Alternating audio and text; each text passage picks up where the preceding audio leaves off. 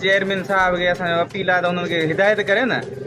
हाणे असां तव्हां हलंदासीं चेयरमैन खे गिरंदासीं। अच्छा, अस्सलाम वालेकुम नाज़रीन, आप देख रहे हैं फ्लाई न्यूज़। खबर शामिल करते हैं गुलाम मुर्तज़ा आरई की। सिर्फ 5 वार्डों की सफाई के लिए 42 भंगी हैं। फिर भी शहर दरियाखन मरीज सफाई न होने की वजह से खंडरात में तब्दील हो गया। मेन शाही बाजार, टावर रोड, चांदनी चौक, कच्ची बस्ती समेत शहर के 5-6 वार्डों में गंदगी के ढेर लग गए और गटर भी उबलने लगे। सफाई न होने की वजह से शहर भर में मक्खियों मच्छरों का राज कायम हो गया। गैस्ट्रो मलेरिया जैसी खतरनाक बीमारियां तेजी से फैलने लगी। शहरियों का कहना है कि सफाई वाला अमला कई रोज तक सफाई के लिए नहीं आता। हम खुद सफाई करने पर मजबूर हैं, मगर भंगी घर बैठे तनख्वाहें ले रहे हैं।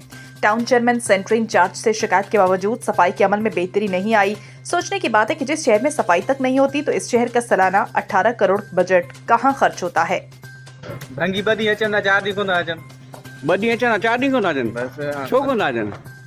बसि मन मस्ती लॻी पिया, केरु पुछण वारो ई न आहे छा आहे छा न आहे। पोइ अचनि बि था, कॾहिं त अधु सफ़ाई कंदा, अधु में छॾे हलिया था वञनि।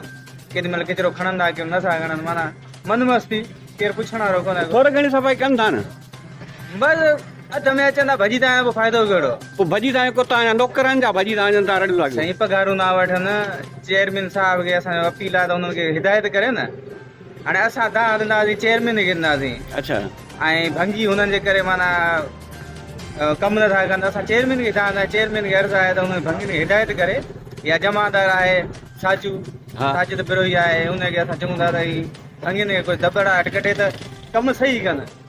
असां त चवंदासीं वटि मां जमादार खे चवंदासीं, चेयरमैन खे चवंदासीं महिरबानी करे हिनखे माना अमले खे जेको आहे सो सुधारे कुझु, जेको पघारूं खणंदा हक़ लाल जो करे खाइनि।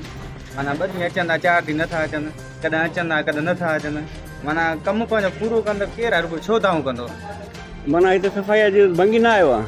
बसि कल्ह बि कोन आयो, अॼु बि कोन आयो आहे। कल्ह मोरी त कनि पिया, बाक़ी हेॾे कोन आया।